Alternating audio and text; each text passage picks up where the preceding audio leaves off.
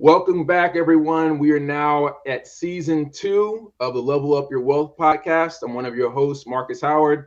This podcast is powered by the gamers at Stoned Ape. If you click on the link that you see at the bottom, bit.ly/stone_esports, you can get 20% off of their Nootropics. And we have Shane here to tell us a lot more about that. But before we do that, Mario, please introduce yourself to the group.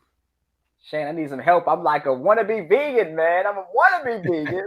But Mario Payne here, beautiful Jacksonville, Florida, where the sun is shining and it rains every single day.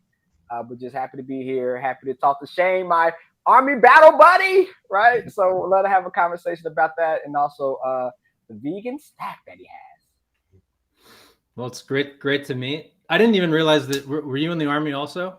Yes. Of course. Yes. Nice. Yes. I was not, but thank you both for your service.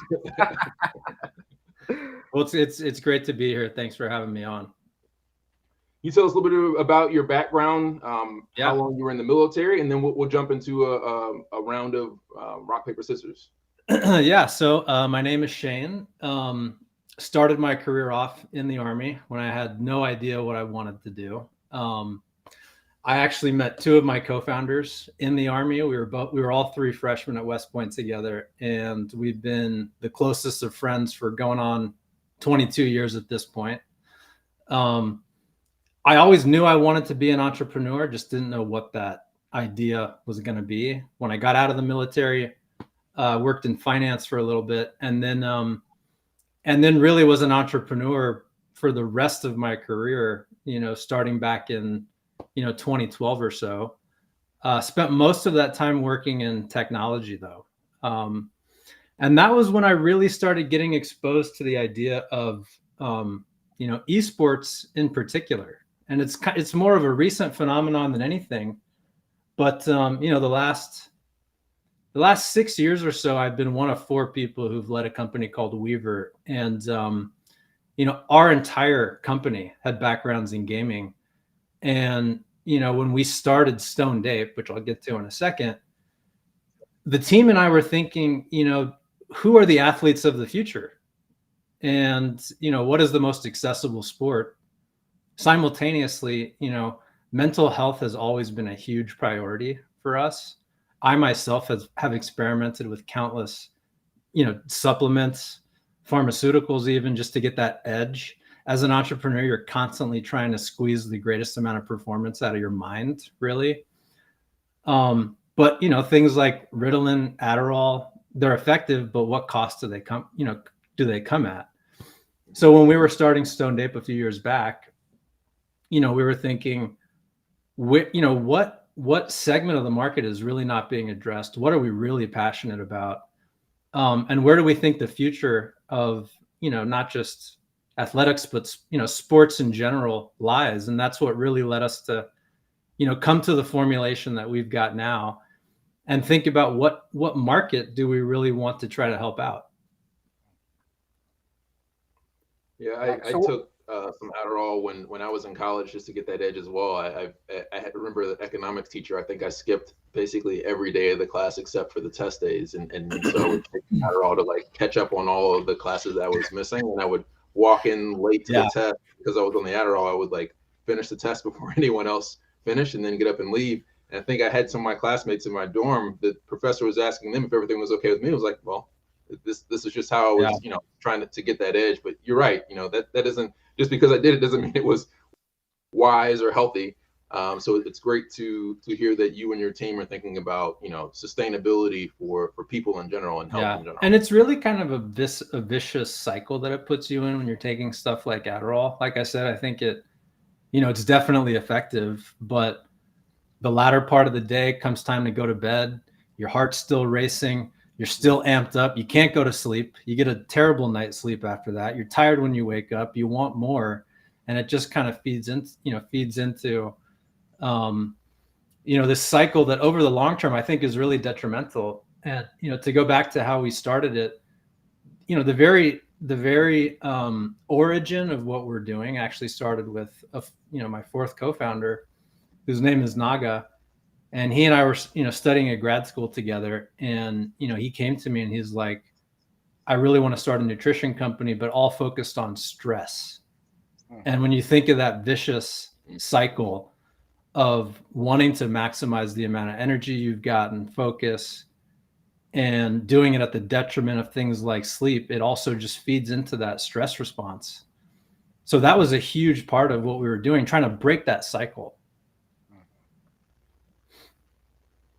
That's heavy. So, so to talk about playing games and how we can break the cycle of me winning, we have a card, a rock scissors paper game, and I think I am Marcus. I've won with the last.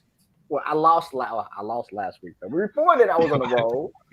Yeah, you were on a roll. You had a streak going. Yeah. I think you're 4-3. 4-3. Hopefully 5-3. Hopefully 5-3. Yeah. So he's gonna load this up. We're gonna kick off a match here. Again, for those of you who are joining us live, thank you for your support of the podcast. Let us know where you're tuning in from. We can give you shout outs on the show. And for this segment, make a bet on Mario or on Shane, and whoever picks the right winner, we'll select one of the right winners, and they'll win a digital copy of of Mario's book and my book. So let's get your bets in now here in the comments. We'll get this match loaded up, and may the odds be ever in whoever's favor the person who wins. All right. So you ready, Shane? So you can't look at my screen though. So you have to look at your other screen. I mean, us Army people, we don't cheat or anything, but All right, let's do it. So Marcus, you got to give us the cue. Okay, so we're ready to go, Shane. So you're matched up. You just pick your card, and then Mario will pick his, and it's first to 10 points. First to 10. Okay, all right. So playing a game like this, why would the nutrition supplements that you guys provide be so helpful just in a game of rock scissors paper? Is that question for me? Of course, yes. It is. What was the question? I'm distracted by the rock paper scissors. No, so tell me why, from a supplement standpoint, just playing a regular game like rock scissors paper, why would that be important to use your supplements to get the edge? Well, one of the things that we, really tried to address is just this. We want to create the feeling of, we call it calmed wakefulness and focus, right? It's, really thinking about things like reaction time, precision, but endurance also. We're not looking for these extreme peaks where you feel, extreme highs and then followed by extreme lows. This is one of the reasons why, we talk about, personas like gamers, right? Like I've worked in and around the gaming industry, and when milliseconds count, you care about these things. So we're tied up right now. Oh, looks like Shane is running on a streak a little bit here. Yes, he is. I need to slow Shane down. So Shane, what was your MOS? 31 Romeo. Okay. Yeah. So I was a 71 Lima, certified paper pusher. Yeah, so definitely. So pulling ahead now. So even doing Operation Enduring Freedom, all the troops were in Iraq. We was actually in Kuwait at Camp Doha, doing the financial piece of the DD-214. So nice. So how long were you in? Yeah, so I did 5 years altogether. So from 2000 to 2005. Oh, match point! I gotta concentrate, Shane. Hold on, I gotta concentrate. I know it's so hard to play and pay attention to the questions. Yeah. Oh. All right. Shane. So Shane won. Let's see. I don't know if we had any bets in for Shane. I think everybody was super confident about Mario winning this. Let's see. Go ahead. Myra, Derek, I disappointed y'all. Everybody else who voted for me, I was a disappointment. But no, so as I was saying, so even so I was in from 2000 to 2005. I was reservist, and I spent basically 3 years reserve, and then when the war started in 2003, again we was in Camp Doha, Kuwait. I did that for about a year, and then we were stateside at Fort Knox for a year as well. So. Nice. So we had a lot of overlap because I was in from 2001 to 2005. Okay. Okay. Yeah. I spent most of my time at Fort Lewis. Fort Lewis. uh, Okay. Okay. Okay. Cool. So how was West Point? Because I know you said you went to West Point, correct? It was my best friends to this day are all still from West Point. Really? In fact, yeah, we met freshman year. When you're a plebe, you're basically scum of the earth. No rights. You're essentially indentured servants. Okay. But you know how it is when you're in the military. The sucky times is what really bring people together, that build that sense of camaraderie. It's when I first truly, understand the meaning of commiserate. But it forces you to find your people, the people that you want to be close with, the people whose values you share, the people whose backs you will have, and they'll have yours. Like the group of friends that we have literally been best friends for the last 20 plus years, and we've got a WhatsApp group, and I don't think there's a day that goes by where we're not talking to each other, and that's 20 years later. So I mean, that's that was the best thing I got out of the experience.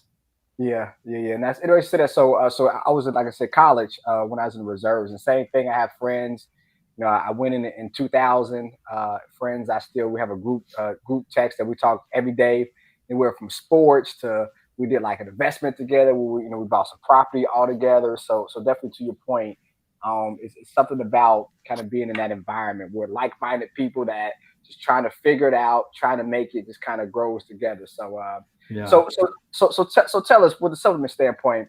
So I know you were kind of identifying gamers because those are athletes of the future. So what separates an athlete from a physical standpoint and a gamer from a mental standpoint? Well, I mean, everything starts in your mind, right? And that's regardless of whether you're a traditional physical athlete or whether you sit at a keyboard. Like everything, like you are what you pay attention to, right? You are your state of mind. And that's what we were really interested in targeting.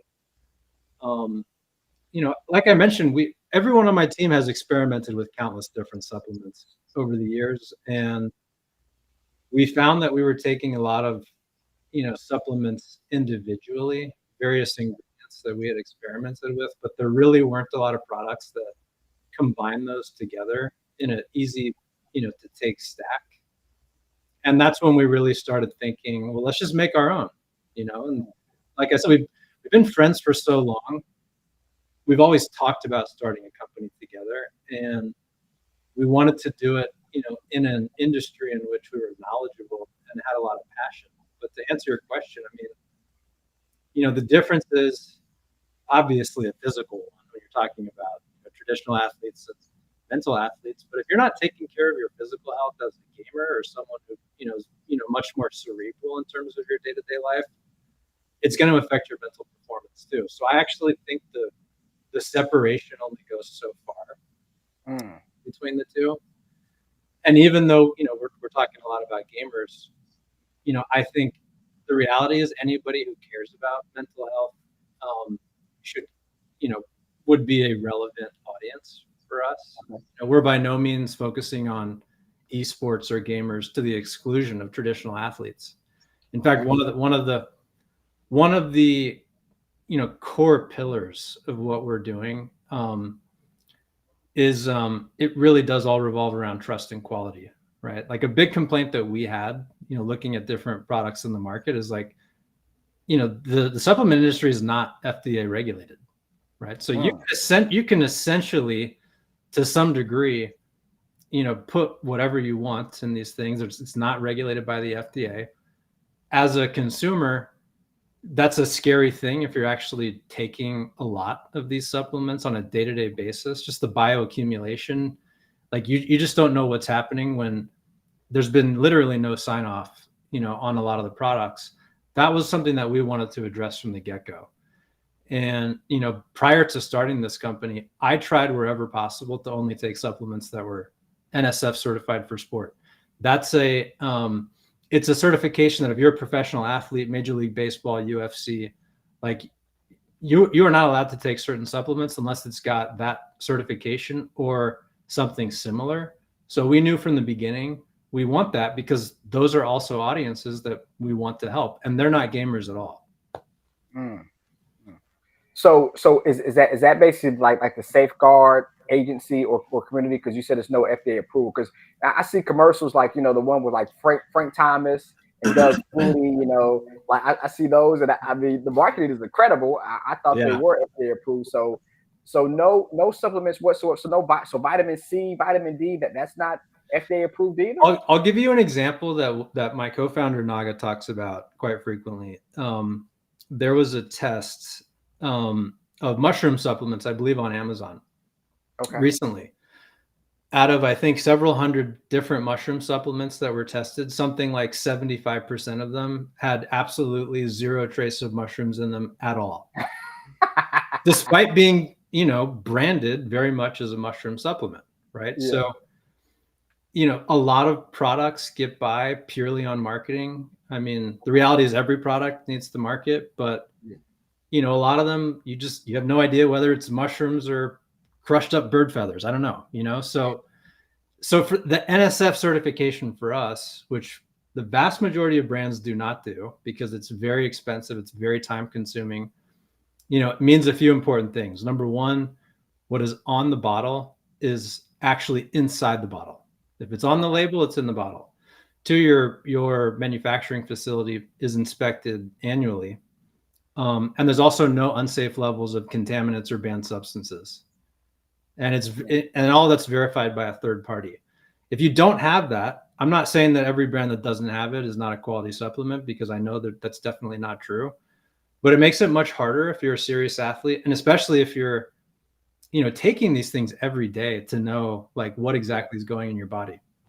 Yeah. So from a manufacturing standpoint, most manufacturing is done in China, or is it a huge market here in the US or in Canada? It's done. I mean, it really is done all over the place. It was very important to us to have it done locally. So our manufacturer is actually here in Los Angeles. Okay. But I mean, ingredients are sourced all over the place. Right. And of course, a lot of brands do source from overseas because it's just cheaper. Yeah.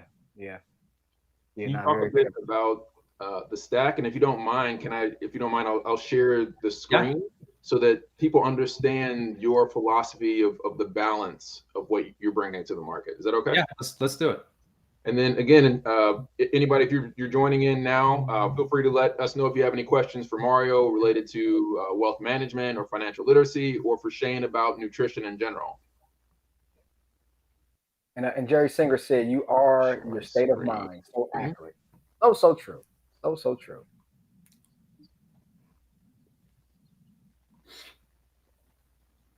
What's the? I'm thinking about marketing standpoint. What's it called? Nugentics?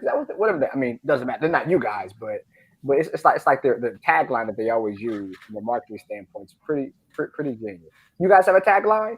A tagline? We have we have many. The one that's on the website is Consciousness Evolved. Okay. And if you know it's very much tied to the story behind the brand, which I know can be interpreted as a controversial name. I mean, do you want me to tell the story about the brand so the tagline actually makes sense? Heck yeah, please. So the stoned ape comes from you can argue it's a wacky theory. I have no idea if the theory is true, but it comes from a theory. It comes from a theory called what's that? When somebody says stoned, I think about something different. Exactly. You know what I mean? Yeah. So there was this theory put forth by a guy named Terence McKenna, and he was a professor at Harvard many years ago. And he came up with this theory that the primary catalyst behind the evolution of the modern day, human brain was primates eating magic mushrooms over millennia. And he claims that it was the molecules in those mushrooms that really led to the expansion of human consciousness. And, regardless of whether you believe, in the theory itself, what really resonated with us was the idea that what you put in your body really does impact how you show up in the world. Secondly, if evolution in any sense, particularly in terms of growth, is inevitable, you should be very deliberate about how you impact that evolution. And, finally, we don't like we consider what we've made a very serious product, but we don't want to take ourselves too seriously. Right. So like for those reasons, we love the name, but I realize that if you come to the website, if you hear about the product, the first implication is it's stone. There are no drugs, there are no mushrooms in the product. But back to the tagline, consciousness evolved. It's really all about that, notion of, evolution, just in terms of personal growth, I think, more than anything. Okay. Well, you did a better job with the tagline, consciousness evolved, than what I immediately thought of was get stoned. That is funny. So so tell me about the energy, the zen, and the dream. Yeah. So, we talked about this this vicious cycle that is very easy to get in, especially when you're taking pharmaceuticals. But in a nutshell, Zenergy, Zen, and Dream are natural alternatives to Ritalin, Ambien, Xanax. And we design them very carefully to correspond essentially to the body's natural circadian rhythm. So you've got something to take if you're a morning person, or, whenever you wake up, whenever you need that jolt of energy, that's Zenergy. Zen, we design more as an all-day solution. I myself take it closer to the end of the day. I've done my workout, I've done my work. I want to slow down a little bit after having, had that full day. And then Dream is really all about recovery. And it's a sleep aid. We call it a PM nootropic because we've included other ingredients that are good for things like, neuroprotection, long-term brain health, recovery, stress. But you really can't think of them as natural alternatives to those three pharmaceuticals. Okay. That PM nootropic, does it have like an onset of drowsiness? So like if I had a glass of that like before this show, would I be asleep before the show ends, or how does that work? It is definitely not like Ambien and going to knock you out. The one thing that I always tell people is like no pill is going to solve all your problems, including ours, right? Like you really have to combine any sort of nutritional regimen, supplemental regimen with just healthy behavioral practices. Like you can't expect to, only get 2 or 3 hours of sleep a night and expect it to work wonders. That said, we just launched 2 weeks ago. Obviously, we've got a lot of contacts in the military. One of our friends in Delta Force, which is essentially special forces in the military, started taking it. The very next day, he sent us a screenshot of his Aura Ring statistics, which is a sleep monitor and fitness wearable. Yeah. And he said, I just got the best night's sleep that I've had in months. And wow. he showed us his sleep score over time, and you can see that it was hovering around like 60% or whatever. And then it totally spiked the very first day that he took it. Now, can I say that that's all a result of taking Dream? No, because I'm sure there were plenty of other behavioral factors and, other things that were at play. But he was excited enough to send in, those screenshots of real data showing, what he thought to be a real effect. So, we certainly stand behind the ingredients. We've also included some ingredients in here that you can really only find in high-end sleep aids. Venetron is one of those ingredients. And we are the only NSF certified for sport product in the entire world that contains Venetron. And it's been shown to be very effective at, as a sleep aid. That's interesting. So for me, I have sleep apnea. I actually use a CPAP machine. Great sleep. So for a person who doesn't want to use a CPAP machine, just has sleep apnea, you think taking the Dream will help them get a better night's sleep as well, to have the REM kick in where they really get a good night's sleep? Yeah, I think it will play a part. Okay. I would never claim that any pill is going to solve all your problems. Of course. but I'd be willing to stand behind that. I mean, every person on our team takes all three of these products, and you know, we're a new company, but we've been very pleased with the results. And you know, the guy that I mentioned is actually not the only person that sent us in feedback. We've had several people. You know, one guy told us, he's like, I'm gonna have to buy another pack already. It was like 2 or 3 days into him buying his first stack of all three. He says, I'm gonna have to buy another pack already because my wife has stolen mine. So you know, the feedback is positive, but I think, you know, with any business, everything is iterative. We're going to listen to feedback. We're going to see how people feel.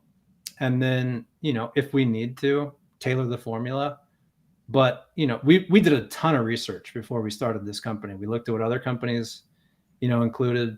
Obviously we considered the things that we've taken ourselves, and every ingredient in each one of these formulas we've taken personally before.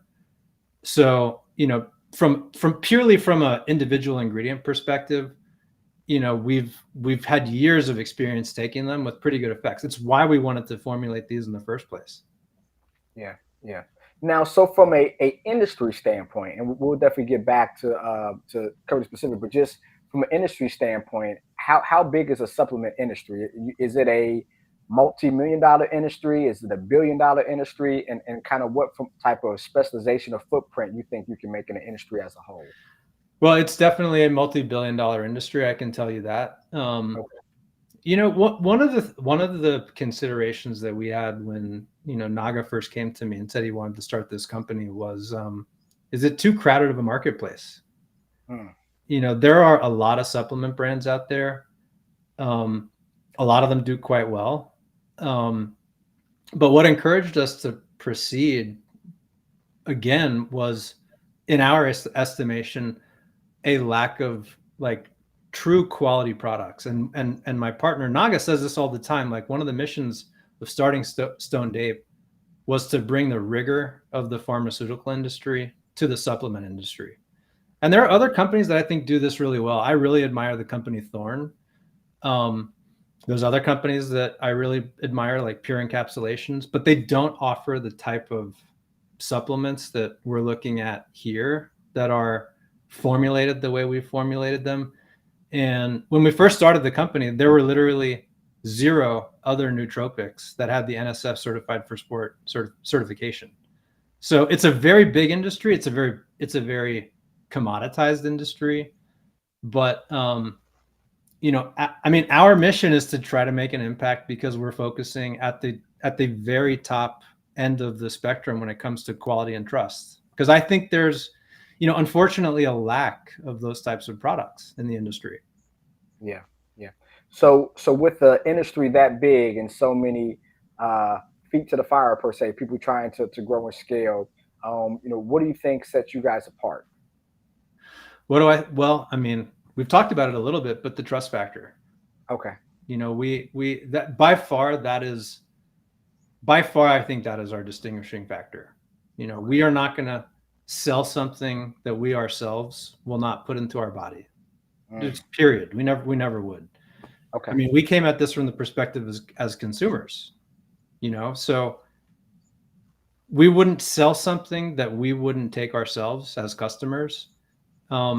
We also want to have fun though. You know, we didn't want to put out a bottle that looked like like a very generic or, you know, medical product. You know, that's why we kind of leaned into this sort of ridiculous and controversial name. You know, one of the things we talk about is our name is controversial. Our ingredients are very much not. Right. So, but I think in the future, there's a number of other products that we've been researching, which I won't say now. But we do plan on expanding our product offering, but we really want to get the initial stack right, and we want to make sure that people love it. And so this is a vegan option. So how was that conversation, the decision-making process to make this vegan instead of, you know, not non-vegan? How was that discussion, and how did you guys come to that decision? Yeah. Well, none of us are vegan. One second. Can you share the definition of vegan and how that's different from vegetarian? Yeah. Yeah, vegan is absolutely zero animal products. And I can give you countless reasons why, philosophically, environmentally, people should be vegan. Um, I think it's and this is probably a controversial statement for a lot of people, it's one of the best things you can possibly do for your health. Um, I'd estimate at least 75% of my own meals are vegetarian or vegan. Um, but I like meat. I like sustainably. I like sustainably, farmed and cultivated and raised meat. Um, I have big issues with the, industrial, the way we treat animals. Yeah. Um, that's part of the motivation. But honestly, it more has to do with inclusivity.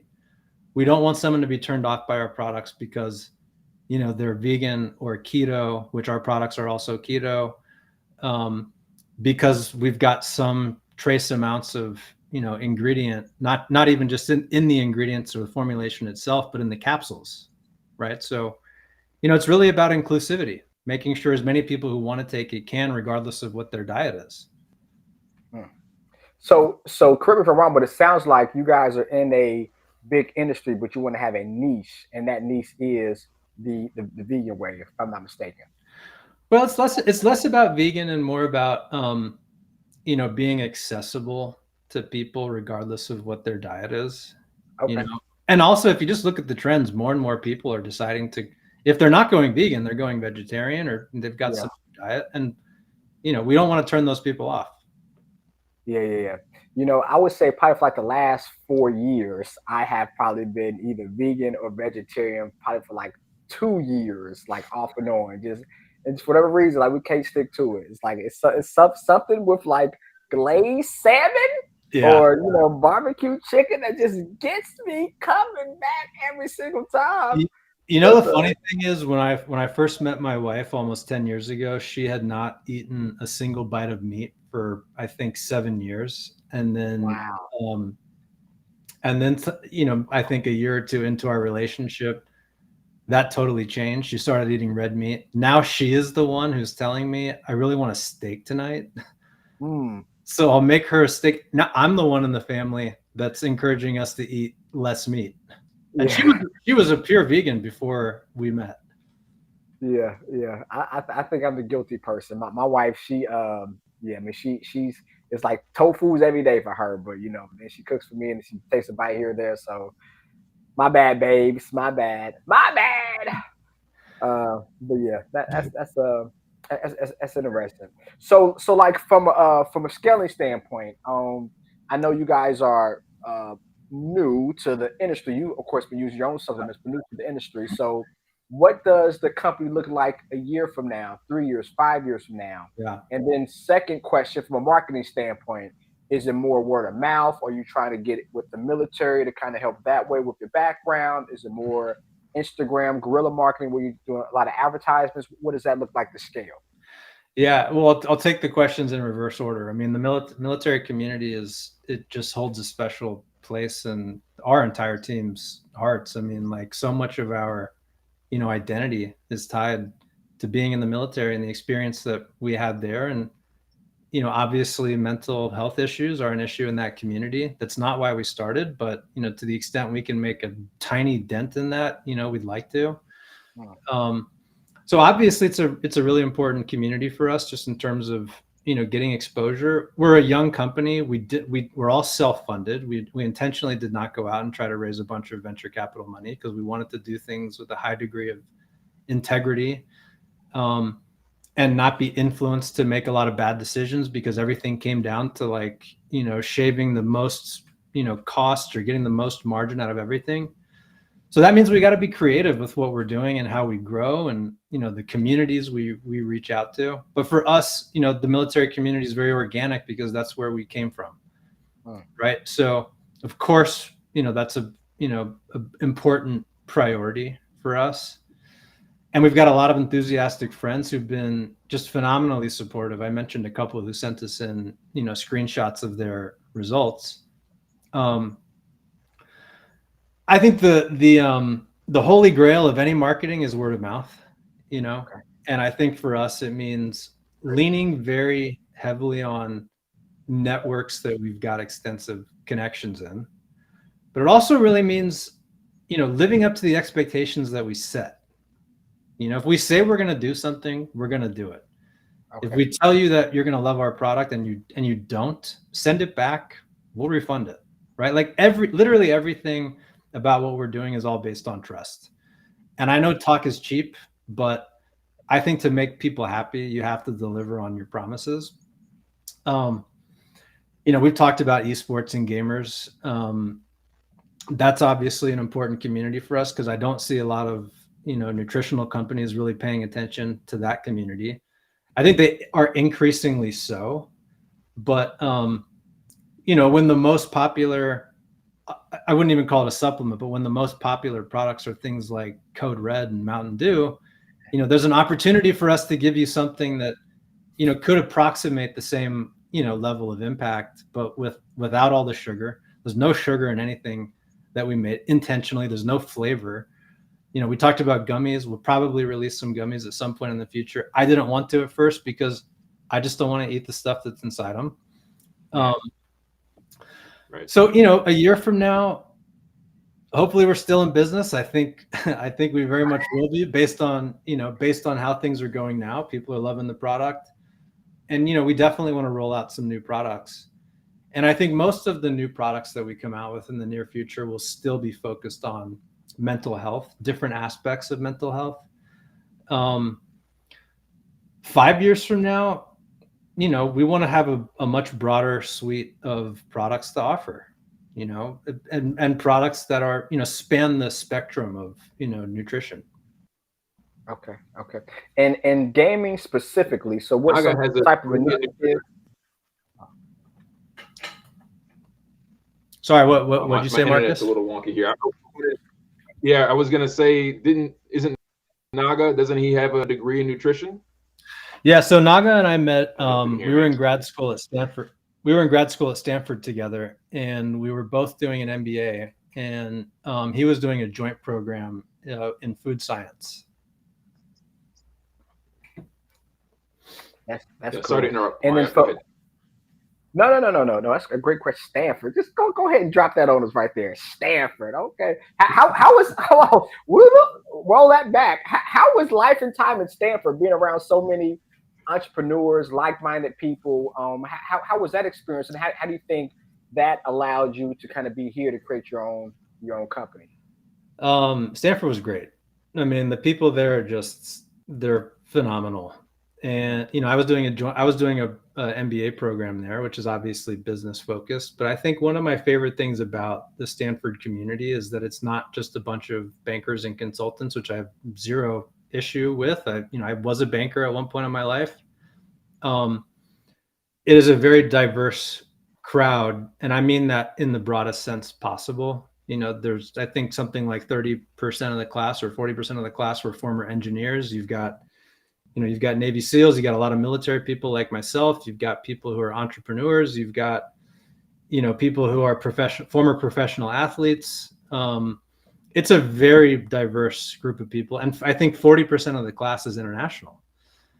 And the best thing about it is there's a kind of an unspoken rule. And I don't know if this is the same for, all the other MBA programs, but at Stanford, if an alumni reaches out to you, you always respond. You always respond. And I love that. And I found that very much to be the case for myself. I also met my wife at Stanford. So maybe the best thing to come out of it.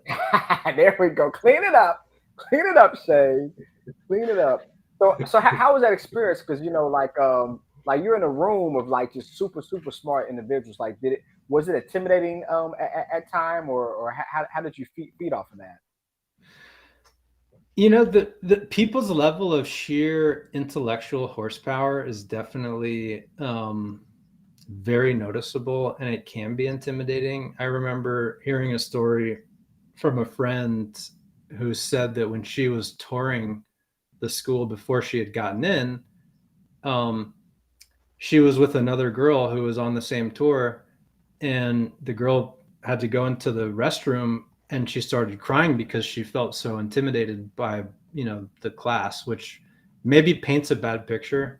That was not my experience at all. I think it can be overwhelming, especially when you start to hear people speak, because it's a very interactive environment.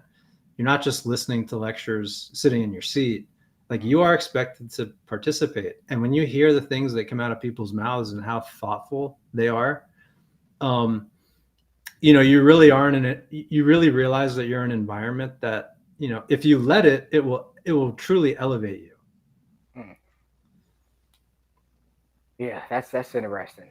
That's interesting. Well, you don't have to worry about being the smartest room with the smart person in that room, because there's probably a lot of smart people. So but you mentioned the startup thing at one point.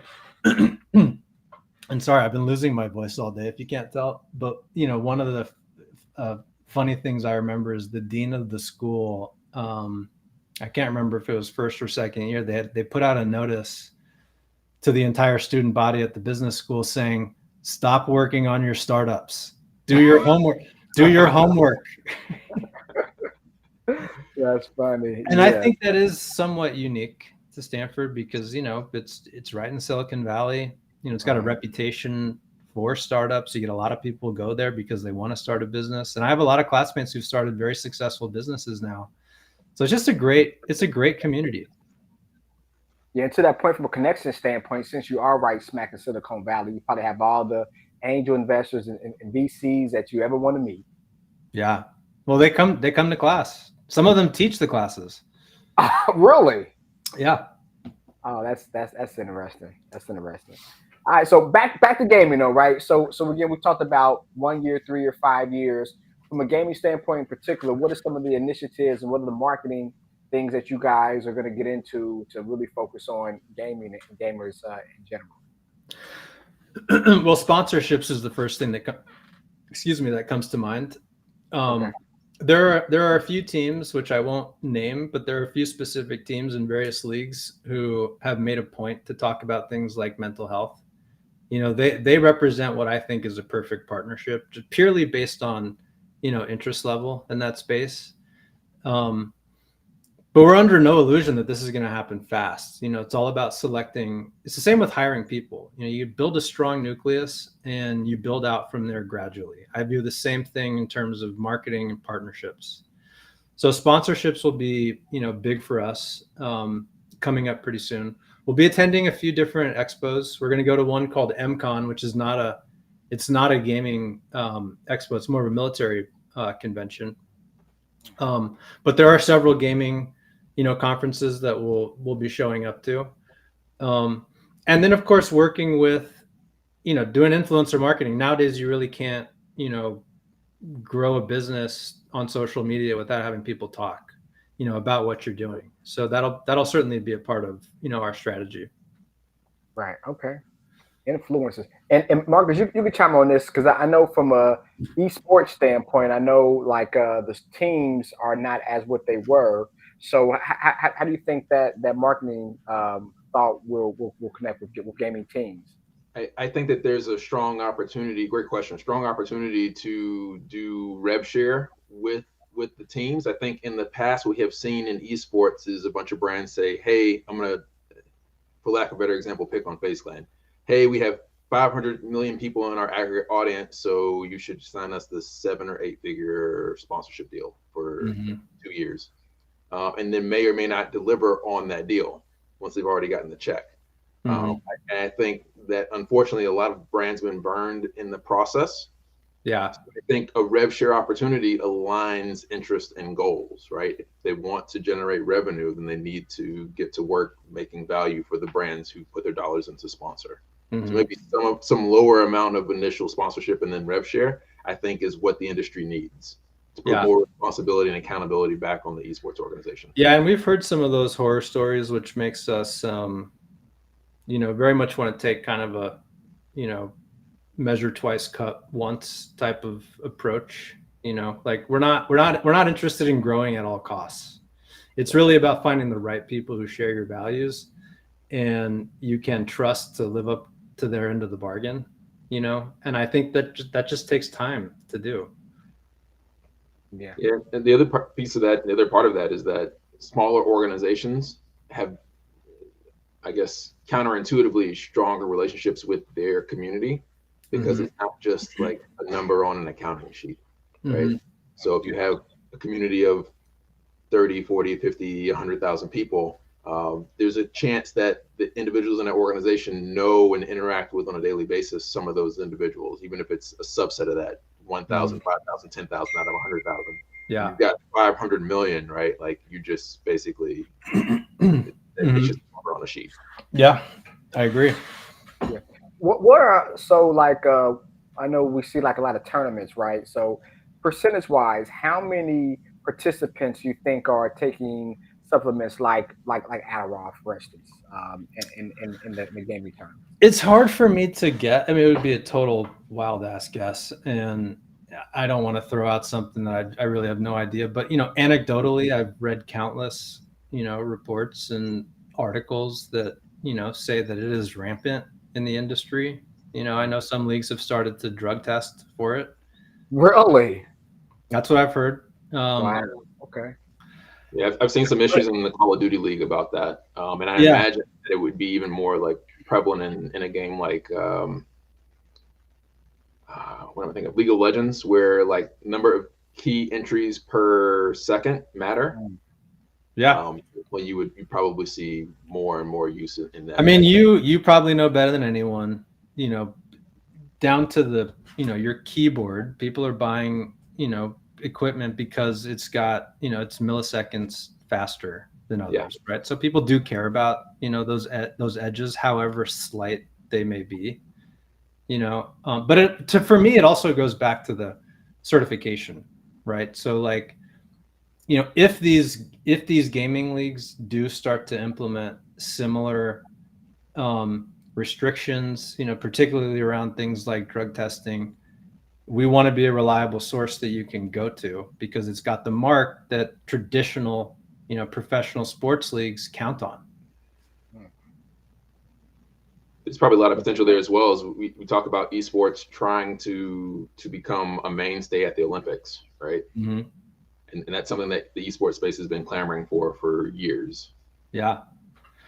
Well, I mean, I've long been a believer that just that set of skills is it's not gonna stop becoming relevant in the future.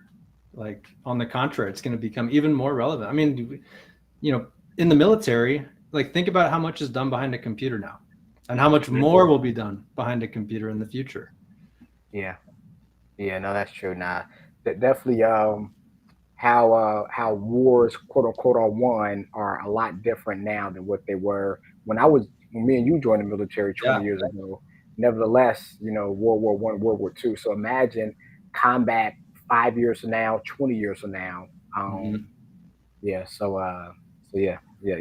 And who do you think they're going to recruit? People who are familiar with the technology. They've got the the muscle memory of being able to fly a plane virtually or a drone or whatever it is. So I feel like obviously the industry is already very big, but I think it's just going to get bigger and bigger. And there will come a time where the rules and regulations become standardized, and people will want products that they can actually trust because of things like drug testing or whatever it is, or because they just care about their health in general. Yeah. So as I circle back from Stanford, I have to ask, so you was around Silicon Valley, all the smarties of the smarties. What was the hot stock that was permeating through the classroom in Stanford? What was the hot stock that you hot stock? So I had several friends who started to get into Bitcoin at that time. That was 2014. So in my crowd, I think it was probably crypto more than anything. Have you held on to that crypto now? I mean, you've done pretty well, I would say. Pretty well. Well, I gotta share my screen, and we talk about crypto. So I'm definitely cause as you know, I'm CFP, have my own RIA. I actually have my own index fund on the market. Symbol LETB. Y'all can check it out if y'all want to. But I tell people though, for the future, I definitely think crypto is going to be Bitcoin specifically, because we have bad coins and good coins. But Bitcoin is the point of all coin. It's like the Rose Bowl, the granddaddy of them all. It's definitely Bitcoin. But to your point though, in 2014, the person bought Bitcoin, even with the drop. I mean, look at that. That's over a 5,000% return over a 10-year time period. Like, ain't no stock doing that. Now, of course, you have a long, bumpy road, right? Because we was up as high as, look at that, was up almost 14,000. So so it dropped down. But look at all those peaks and troughs. You zoom out far enough, and look, I'm personally a believer too. I'm a holder. Yeah. Hodl. So I definitely love me some Bitcoin. So is that some type of space you think eventually you guys are going to take payments in? I mean, now of course you're taking payments cash and Apple Pay and all that fun stuff. But you think we were gonna launch with the ability to pay in Bitcoin, but everything's iterative. You're constantly adding new things. I'd love to see us do that at some point. Like now, it's been a little scary because the price has been so volatile. But I'm a big believer in it. A lot of folks on my team are big believers in it. Just philosophically, I want the industry to succeed. If you care about things like privacy, if you care about things like self-sovereignty, I think you should want that industry to succeed. Unfortunately, people like SBF shit in the pool, and it turns a lot of other people off because they just associate crypto with get rich quick schemes and scams, which is really not what it is at its core, and nor is it why it started. Yeah, and Mr. Sam Bankman-Fried and FTX has had a huge bad shadow on that as well. So So talking about that, how many other companies, no names of course, but in the supplement space, how many companies are taking payments via Bitcoin specific? So you think that you guys will be leading in that, or do other companies do that already? Well, I want to be clear. This is not a promise that we're going to do it because I'm only one of the people on the team. If it were purely up to me, we'd do it. I think it's more than anything, it's a function of just having a very long list of things to do. How many other companies are doing it? I would bet very little. Okay. Especially now. In the bull market, I'm sure everybody was thinking about it, but I also like as fervent of a believer in Bitcoin as I am, and I literally buy some every day. You are a believer, then. I also, well, Marcus knows I'm involved in the industry. I have a DAO that only invests in, well, I shouldn't say only, but we invest in a lot of Web3 projects. Okay. I don't necessarily see Bitcoin as like a medium of exchange the way I would, something like USDC, because the price is so volatile. I view it more as like a, store of value than anything, to put it in economic terms. Like I'm going to buy and hold it, but I don't want to pay for stuff with it because the swings in value are just so extreme right now. Yeah. True. Yeah. So 5 years from now, you think what's going to be more successful, Bitcoin or ETH? What's going on with Web3? So I'm a big believer in both. And this is not financial advice.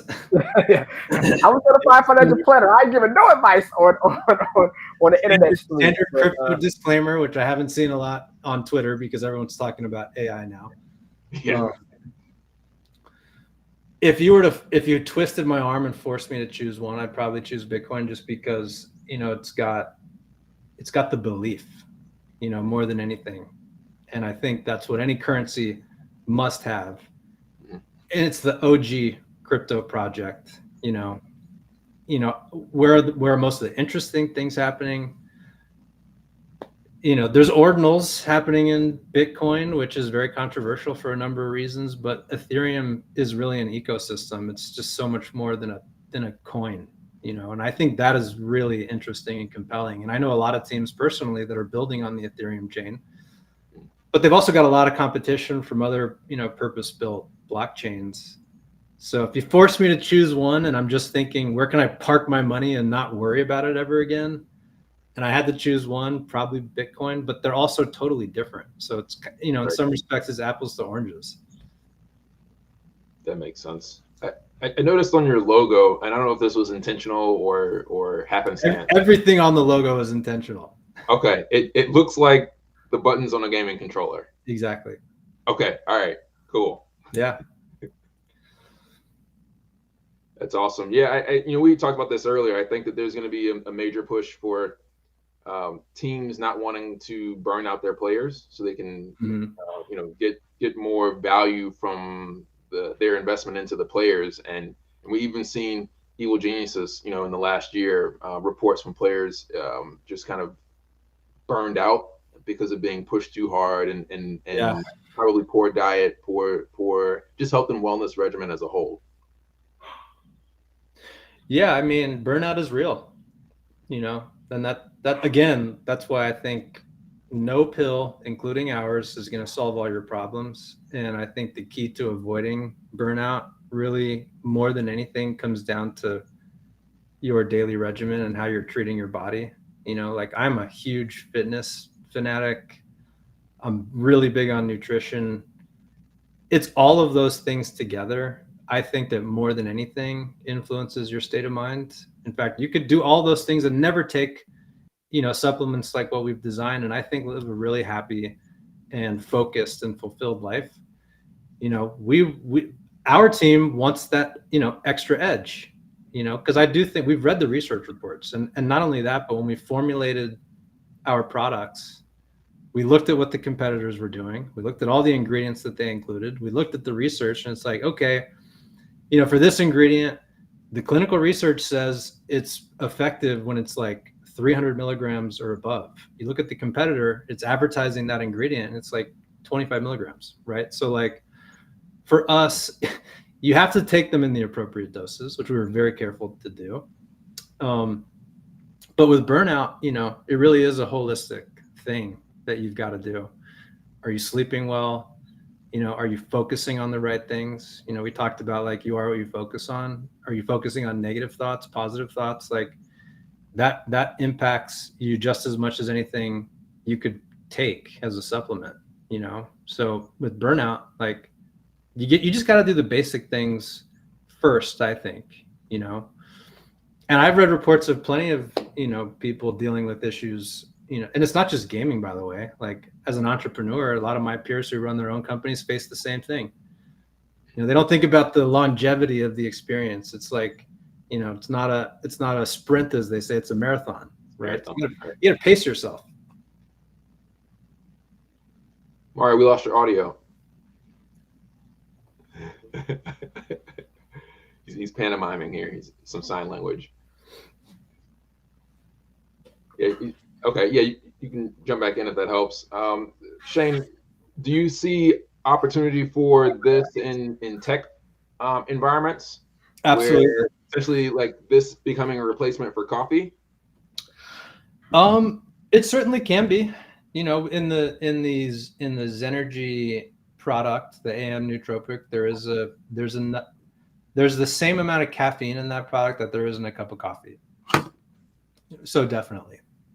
I take both because I love coffee too much to give it up. I'll never give it up. Yeah. And so Jerry Singh in the chat said, as someone working on a Web3 game, love hearing the discussion about crypto and Web3 overall. That's awesome. So Shane, my last question, I've been trying to get in retail. What's your thought? Is it better, you think, to be online and be online only, or do you think it's value in being in stores? I definitely think there's value in being in stores. If for no other reason than, building awareness and exposure, people still go to stores. We've chosen not to do it now purely as a function of how much focus can we give every initiative we're doing, and how can we execute on every one of those initiatives with our full focus and to the, the best of our abilities. We've had some stores and clinics, reach out and tell us they're interested. A very small number. It's also just a totally different economic structure. Your margins are a little lower. You know, it's good because they're buying in bulk, so you can move more product. Yeah. But then you also got to think about what kind of place is this that's selling the product? Do I want my brand there? I won't say the name of the big pharmacy, but one of the pharmacies we could have gotten in very early, and we made the decision not to because we just didn't think at that point in time, at such a young stage of the company, that it really was simpatico with our brand, so we evaluate it, we talk about it. I think it's certainly possible. I wouldn't be surprised if we do at some point, but it'll take us some time to get there. Yeah. And to that point, it was asked because from a margin standpoint, right? You would think it will be not asking the business part, but it's higher margins when it's online. You get to control things compared to being in the stores. So much you're playing the volume play. Yeah. But then of course you have to pay up front, and and sometimes from a scaling standpoint, it seems like you're scaling quicker in the big box stores or doing retail, but you're really not. So that's why. Yeah. Yeah. Look, I mean, we're not opposed to doing it. It's just you got to plan it out. We will be launching on Amazon pretty soon. Okay. But like we said, the economics are just totally different. And one of the reasons why that is really relevant to us, aside from the obvious point that any business needs to make money, is that which I haven't mentioned before, is that we very deliberately, when we first started the company, thought there was an opportunity to give people the absolute best product they can get, but not have to pay for it. Right.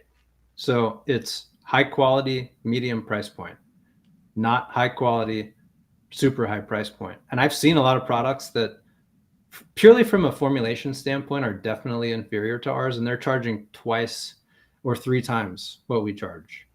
And we just don't want to alienate people like that.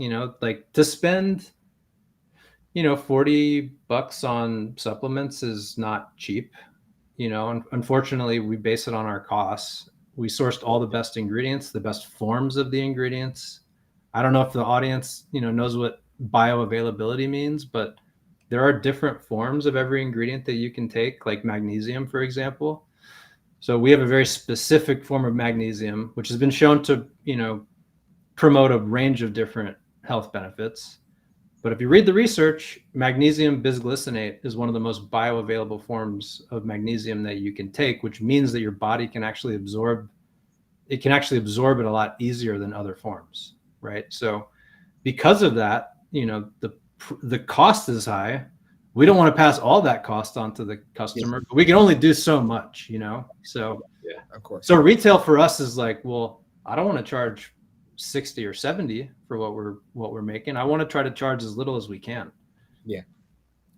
Not totally understandable. Shane, you talked a little bit earlier about the importance and the value of word of mouth marketing, and then you having a vision and a goal to work with some teams, and I'm asking you for the names of the teams, but can you talk a little more about trying to scale word of mouth marketing through the partnership program? Yeah. Well, are you referring to a specific partnership program or just partnerships? Your affiliate program. Yeah. So that's exciting for us. We just launched an affiliate program 2 days ago.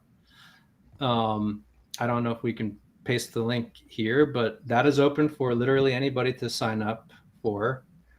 And if you want to paste the link into the chat here, then I can get it back over interested, but if people are not familiar with an affiliate program, it essentially is a program in which you can sign up. In return for signing up, you get a link. If you share that link with other people and they buy, we'll give you 20% of the total revenue of the product, not the profit, of the revenue. So if it's a $100 order, you get $20 in your pocket merely for sharing the link. So that'll definitely be part of what we do. And again, it's open to anybody who wants to sign up. But we will be later this year going out and pursuing some other types of partnerships. There's some athletes that we're beginning to talk to, traditional athletes, mountain climbers, obviously gamers. We've talked about esports a lot, but we're also a small team. We're doing it all ourselves, which is the reason why we want to partner up with good people.